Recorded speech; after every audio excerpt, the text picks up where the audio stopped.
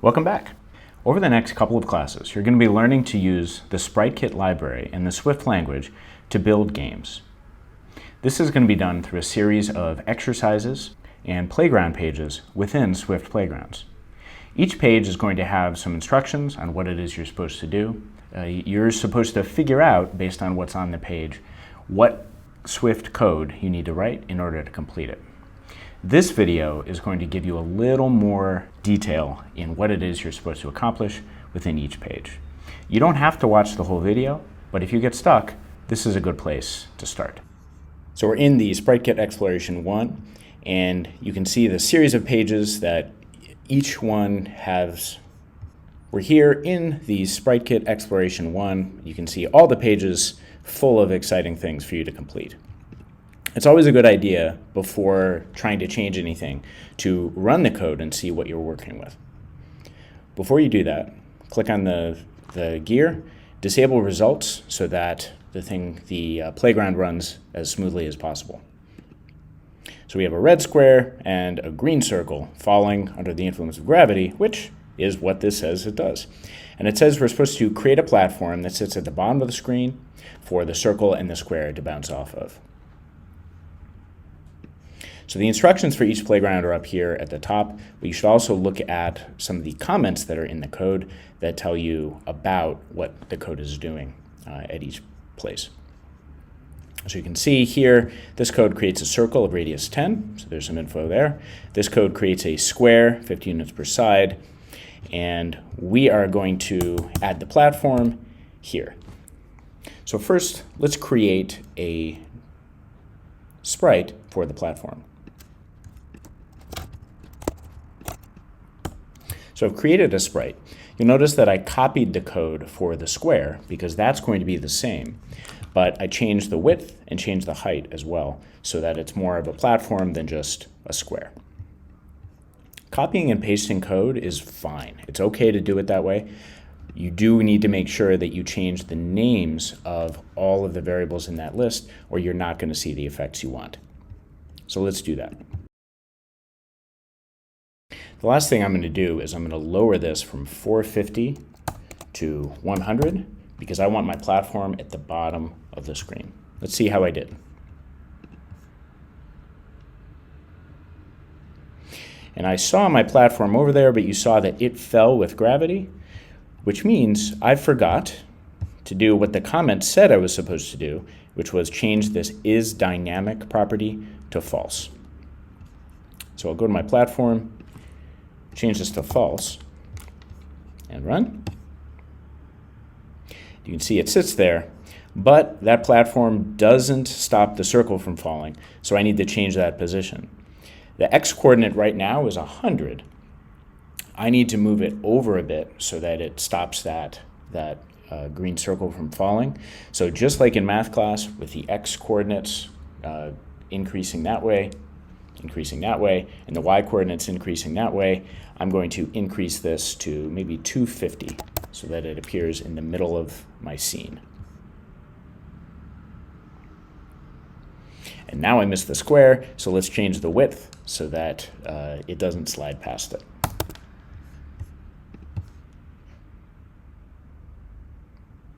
Oh, so close. All right, a little more then.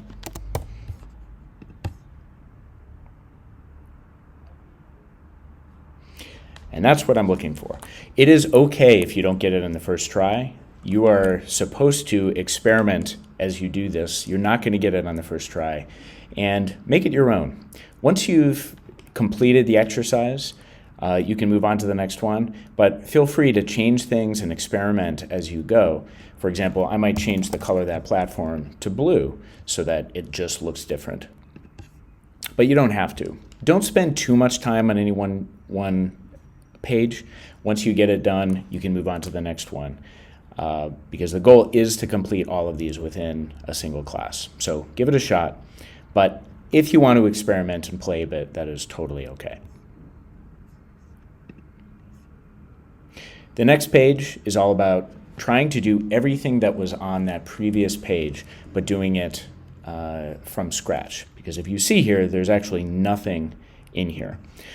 Let's look at what it asks us to do. So it says add a red square, a bigger blue square, and an even bigger green square, all separated from each other, and we want gravity to be applying. We want a platform at the bottom of the screen. It says make the color gray, and this platform should not move with gravity, and then position the squares so that the blue square bounces off of the red square. So there's a lot here, and you'll notice in the comment here, it's very similar to what was in the previous page, but you want to see what you understood from the previous one, what to copy over, what to add in order to get to the end.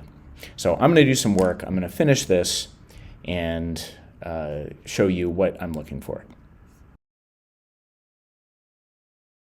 So I'm just realizing I started typing this here, but it doesn't actually go here. It has to go inside of the didMove function, because the didMove function is at the start of your game, and it actually runs when the game starts. If you put it somewhere else, your code is not going to run, so be sure you put it in the right place, not like me.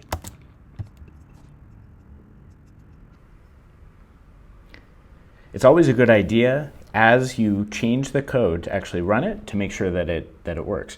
Don't just do all of the code, everything, and then try it once, because you don't know if anything is broken. So even though I know I still have these other squares to do, I'm just going to see if I can see my red square.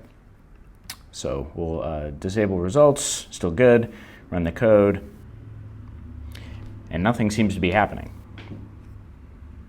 Let's go back to the other page and see why. And so as I scroll down, I can see that I do have this didMove function, and I have the brace. I can highlight that right there and see where that function ends.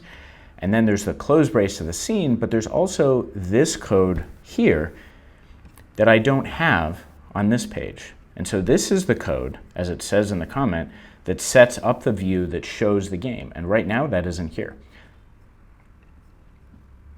And so now, there was just for a moment, I saw the red thing on the screen, but it was so quick and I missed it. So I'm going to change this back to false and just see if it is where I think it's going to be. And there it is. So I know that this one square is on the screen as it should be. If I change this to true and I run it again, it's just there for a moment. You may not have even seen it, but I know that's working. And now that I know that that is working, I'm going to add the other pieces to the scene.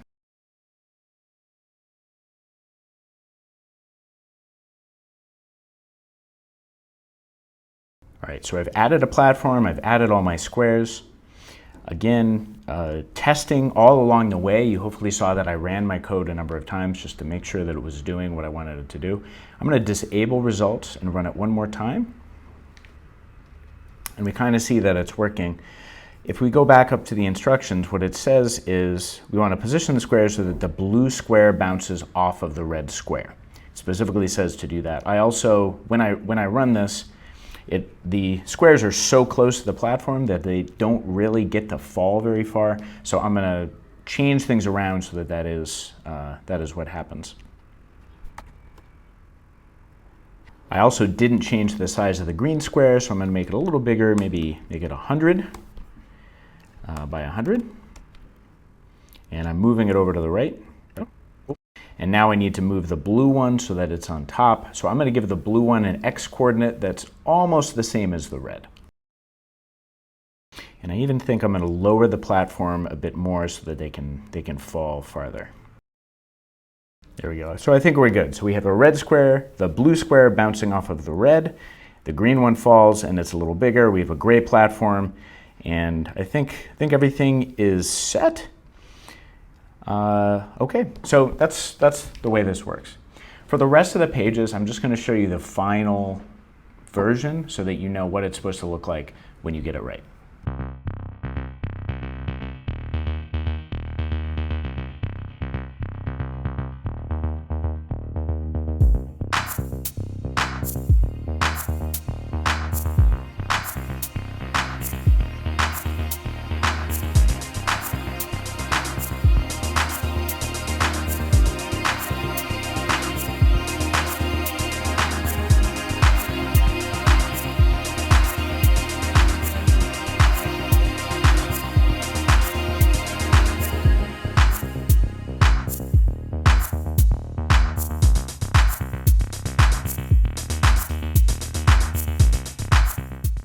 So that's all of the pages. So you should be able to complete each one. Do as much as you can on your own, but don't be afraid to use a video to help you with this. Make some notes on your own so that you understand what the different elements of the code do as best as you can. It is okay if it doesn't all make sense, because you're going to have some opportunities over the next couple of days to learn more about how SpriteKit works. Hope you've had some fun today. I'll see you in the next video.